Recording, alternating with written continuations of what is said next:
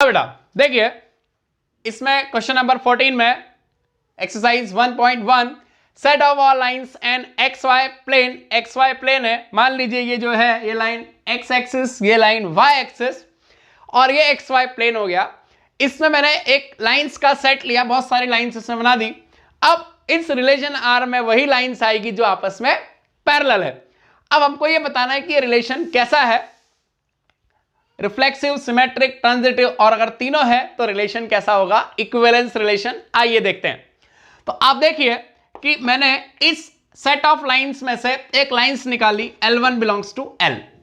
अब मैं बोल सकता हूं कि L1, L1 belongs to R, क्योंकि L1 खुद के पैरेलल होती है, तो इसका मतलब L1, L1 R में आएगा। Since L1 parallel to L1, line खुद के पैरेलल होती है तो L1, L1 R में आएगा, और हर लाइन के लिए ये बात करेक्ट है।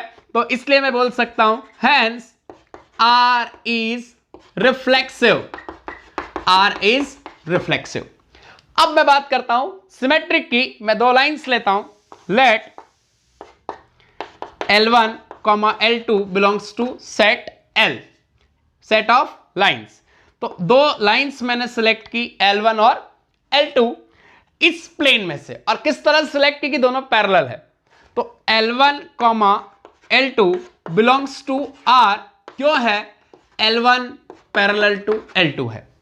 अब आप देखिए कि L1 पैरेलल टू L2 है, तो L2 भी किसके पैरेलल होगी, L1 के। तो मैं बोल सकता हूं कि L2, L1 also belongs to R, क्योंकि लाइन खुद के पैरेलल होती है। और दूसरी बात कि लाइन को मैंने एक लाइन को दूसरी के पैरेलल बताया, तो दूसरी भी पहली के पैरेलल होगी। तो इसका मतलब मैं बोल सकता हूं कि हेंस R इज सिमेट्रिक। क्या बोल सकता हूं, R इज सिमेट्रिक, क्योंकि L1 L2 R में है।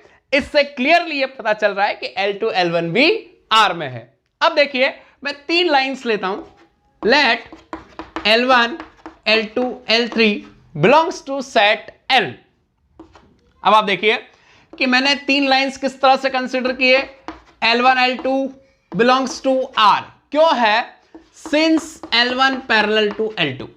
और देखो L2, L3 belongs to R, L2, L3 भी किस में है, R में है, L2 पैरेलल टू L3। अब इसी तरह से देखो L1, L2 के पैरेलल, ये इसके पैरेलल और ये इसके पैरेलल, ये और ये पैरेलल, ये और ये पैरेलल, तो 100% ये और ये भी पैरेलल होगी। ये L1, L2, L3 आप देख सकते हैं।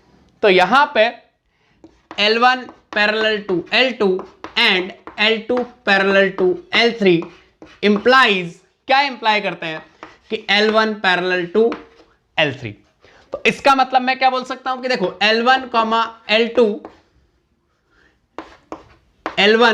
L2 belongs to R and L2, L3 belongs to R, L2, L3 भी R में है, तो 100% L1,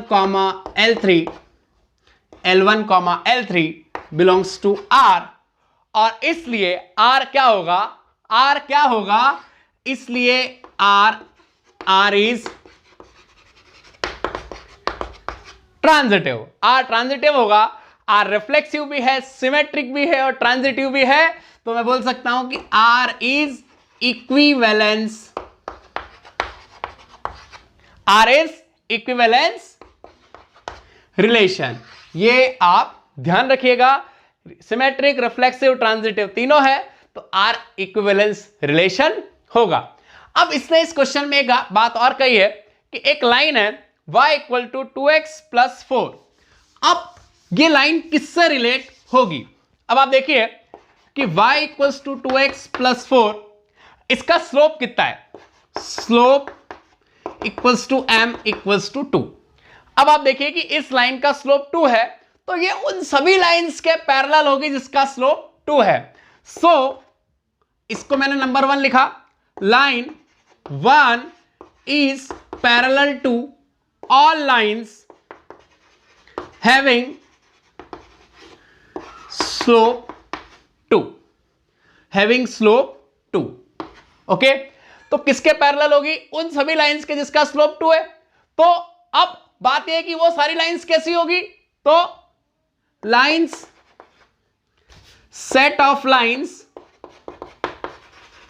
having slope 2 are y equals to 2x plus k. क्या हो गई? y equals to 2x plus k. तो इसका मतलब क्या बोल सकता हूं मैं? Hence y equals to 2x plus 4 is related, किससे रिलेट हो रही है? विथ ऑल लाइंस, जो कि किस फॉर्म में है? किससे रिलेट हो रही है? All lines having slope 2 that is y equals to 2x plus k. तो ये लाइन किससे रिलेट होगी? उन सब लाइन से जिसका स्लोप 2 है। तो वो किस फॉर्म में होगी?